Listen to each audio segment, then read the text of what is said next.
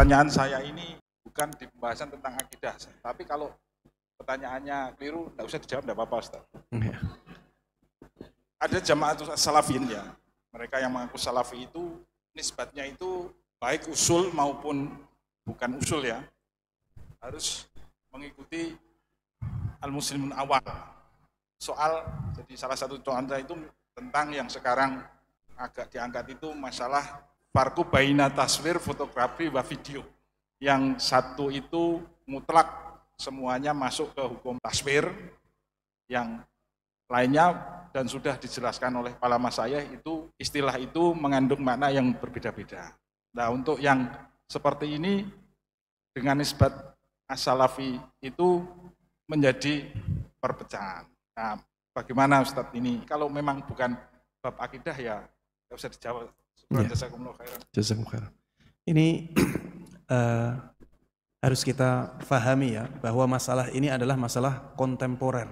Jadi foto itu apakah sudah ada di zaman dahulu, di zaman salaf, di generasi sahabat, di generasi setelah sahabat, tabi'in, tabi'ut tabi'in. Apakah sudah ada alat fotografi? Jawabannya belum ada. Apalagi merekam video, apakah sudah ada? Belum ada. Ya. Apabila terjadi perbedaan pendapat tentang masalah yang seperti ini, maka ini adalah masalah fiqhiyah ijtihadiyah. Karena memang belum ada di zaman dulu. Jadi kita tidak bisa mengatakan bahwa sahabat Abu Bakar itu pendapatnya fotografi haram. Karena sahabat Abu Bakar belum melihat itu. Kita tidak bisa mengatakan para sahabat Nabi SAW itu mengharamkan video. Bisa tidak kita mengatakan seperti itu? Bisa? Tidak bisa. Kalau kita mengatakan seperti itu, akhirnya kita taqawul. Taqawul itu mengatakan bahwa si fulan mengatakan demikian, padahal tidak sebenarnya. Dia tidak mengatakan seperti itu. Ini namanya taqawul, mengatasnamakan orang tertentu padahal dia tidak mengatakan seperti itu. Sebaliknya, kita juga tidak bisa mengatakan para sahabat dahulu menghalalkan fotografi. Para sahabat dahulu menghalalkan video. Kita tidak bisa mengatakan seperti itu. Karena memang mereka belum melihat ini. Mereka belum membicarakan ini. Ini masalah baru ya. Ini masalah kontemporer. Jadi ketika ada perbedaan pendapat dalam masalah yang seperti ini, maka wajar kita harus toleran di sini. Sebagaimana ulama-ulama ahlus sunnah itu toleran ketika berbeda pendapat dalam masalah yang seperti ini. Bahkan para jamaah sekalian rahimana rahimakumullah, banyak ulama-ulama ahlus sunnah yang dahulu mengharamkan video, akhirnya berubah pendapatnya, membolehkannya. Ada yang seperti itu. Karena memang masalah ini ada sisi masuk ke dalam hadis-hadis yang menjelaskan tentang ancaman menggambar, bisa juga dimasukkan ke dalam hadis-hadis yang tidak demikian. Kalau dikatakan itu adalah gambar, maka iya, memang fotografi itu gambar, video itu gambar. Bahkan video itu lebih parah daripada foto. Kalau kita tahu hakikat video, maka video itu lebih berat daripada foto.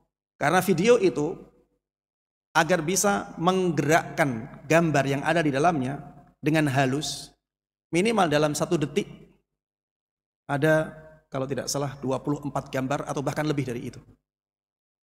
Dalam 1 detiknya harus ada 24 gambar atau lebih. Makanya ada yang sekarang itu ada yang 60 fps ya, frame per second. Jadi kalau sampai 60 itu halus sekali dia. Itu berarti 1 detik ada 60 gambar itu. 60 foto, itu video. Foto juga masuk dalam gambar, video juga masuk dalam gambar. Namanya gambar. Orang-orang nyebutnya juga gambar. Dari sisi ini, maka masalah ini bisa dimasukkan ke dalam hadis-hadis yang menjelaskan tentang ancaman orang yang menggambar. Tapi itu bukan satu-satunya sisi dalam masalah ini. Di sana ada sisi yang lain. Apa? Bahwa gambar, ya, video dan gambar foto itu mirip dengan gambar yang ada di cermin. Itu mirip dengan gambar yang dipantulkan oleh air. Mirip tidak? Mirip gambar yang ada di cermin tidak? Mirip sekali. Itu pantulan objek. Yang di cermin itu pantulan objek. Dulu di zaman Nabi SAW ada cermin tidak? Ada. Apakah Rasulullah SAW melarang penggunaan cermin? Mengharamkan gambar yang ada di cermin itu? Jawabannya tidak. Sekarang sudah ada dua sisi ini. Kalau misalnya ada seorang ulama menguatkan bahwa fotografi dan video itu lebih mirip dengan gambar yang ada di cermin, hanya saja orang di zaman dahulu tidak bisa menangkap bayangan itu. Dan orang di zaman ini dengan kecanggihan teknologi, dia bisa menangkap bayangan itu, diabadikan. Lalu apa bedanya antara orang di zaman dulu dengan orang yang ada di zaman sekarang? Sama, objeknya sama. Hanya saja di zaman dulu tidak bisa ditangkap, di zaman sekarang bisa ditangkap. Ketika ditanya, siapa yang menggambar itu? Apakah orang akan mengatakan yang menggambar itu fotografernya? Yang menggambar itu misalnya konten kreatornya? Apakah orang akan mengatakan seperti itu? Itu gambaranmu. Dia mengatakan enggak, saya hanya nangkap gambar saja. Nangkap objek saja. Maka kita akan mengatakan boleh-boleh saja dia berpendapat seperti itu. Nyatanya banyak ulama yang berpendapat seperti itu. Syekh Utsaimin rahimahullah berpendapat seperti itu. Ini tangkapan bayangan benda, bukan gambaran orang. Orang nggak menggambarnya, dia menangkapnya saja. Gambaran itu ciptaan Allah Subhanahu wa taala. Dan di sini tidak ada sisi menyaingi ciptaan Allah, tidak ada. Karena ketika ditanya gambar itu ciptaan siapa? Dia tidak mengatakan ciptaan fotografernya, tapi dia mengatakan ciptaan Allah Subhanahu wa taala. Sebaliknya juga demikian. Kalau misalnya ada seorang ulama datang di zaman ini, ana lebih condong ke pendapat yang mengatakan bahwa yang ada di foto dan yang ada di video itu lebih dekat dengan gambar tangan, lukisan. Apa bedanya? Lukisan disebut gambar, ini disebut gambar. Maka ana lebih condong ke pendapat ini. Ini pendapat yang lebih hati-hati. Bisa tidak seperti itu? Kita bisa terima? Bisa. Logika itu bisa kita terima. Kalau keadaannya seperti ini, maka kita tidak bisa memastikan. Kita tidak bisa memastikan pendapat mana yang benar di sisi Allah Subhanahu wa taala. Kita hanya bisa mengatakan bahwa ana lebih condong pendapat ini, menurut ana pendapat ini lebih kuat. Karena ada dalilnya A, B, C, D. Tapi saya juga tidak memastikan pendapat lain itu pasti salahnya. Ya seperti itu.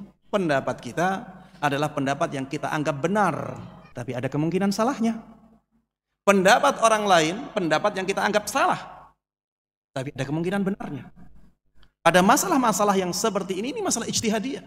Antum kalau lihat dua belah pihak bagaimana mereka mengambil pendapatnya atau menguatkan salah satu pendapat itu, antum akan melihat bahwa mereka semuanya berusaha mengikuti dalil. Mereka semuanya berusaha untuk mengikuti dalil yang ada dalam masalah itu. Maka ini ya masalah-masalah yang seperti ini, masalah-masalah ijtihadiyah. Kita harus toleran di sini. Inilah fikih. Jadi ini bukan masalah apa? Usul. Ini bukan masalah prinsip. Ini bukan masalah akidah. Yang kalau kita berbeda pendapat akhirnya kita berpecah belah. Subhanallah ya. Ana itu dapat selentingan kabar. Katanya dulu kajian rutin di masjid ini itu ramai. Kemudian menjadi nyurut-nyurut sedikit yang hadir sampai tinggal 5 orang, 10 orang. Katanya di antara sebabnya masalah ada video ini katanya.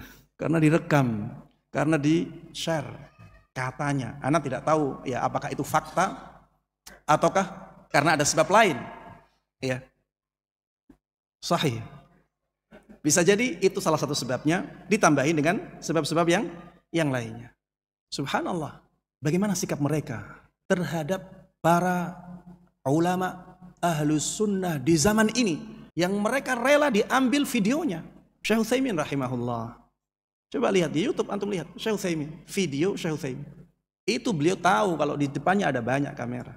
Syekh bin Baz, walaupun beliau tidak melihat, tapi ada potongan video dari beliau yang menjelaskan bahwa video majelis ilmu seperti ini manfaatnya luar biasa. Video di akhir hayat beliau.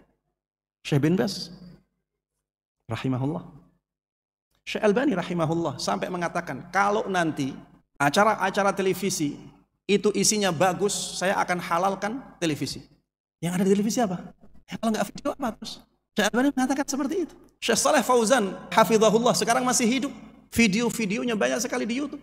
Beliau di video oleh banyak orang, beliau rela dengan itu. Tidak ada masalah. Kenapa orang-orang tersebut sangat keras dalam masalah seperti ini? Apakah sikap seperti ini sesuai dengan sikapnya para ulama ahlus sunnah di zaman ini?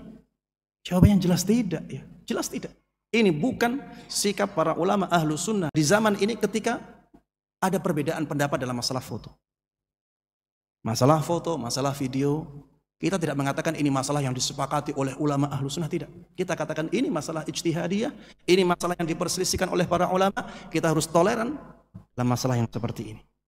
Dan tidak boleh kita menuduh orang yang menghalalkan dengan tuduhan ini sudah keluar dari manhaj salaf. Kita juga tidak boleh mengatakan orang yang mengharamkan fotografi, mengharamkan video berarti dia telah berlebih-lebihan dalam Islam. Berarti dia keras. Tidak boleh seperti itu. Dua-duanya mengikuti dalil yang menurut dia lebih kuat, maka dua-duanya harus saling menghormati. Dua-duanya harus toleran dalam masalah yang seperti ini, ya.